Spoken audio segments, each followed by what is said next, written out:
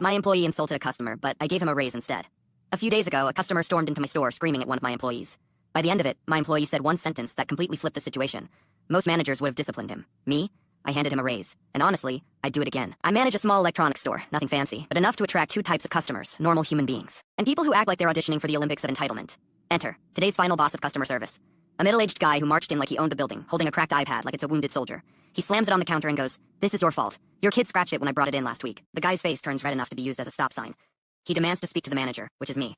So I walk over, mentally preparing for the usual "your employee is rude" speech. Except before he can even finish.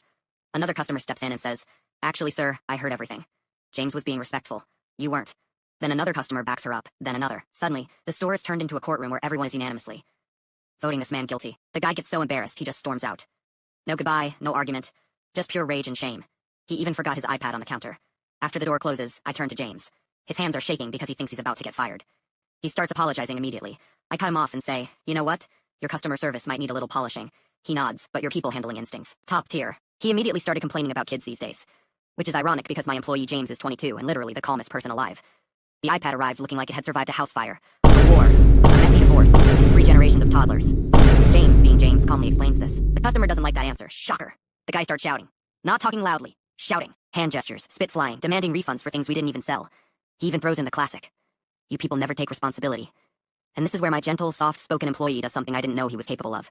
James looks this guy dead in the face and says, "Sir, the only thing I'm responsible for is trying my best not to laugh at whatever choices led you here today."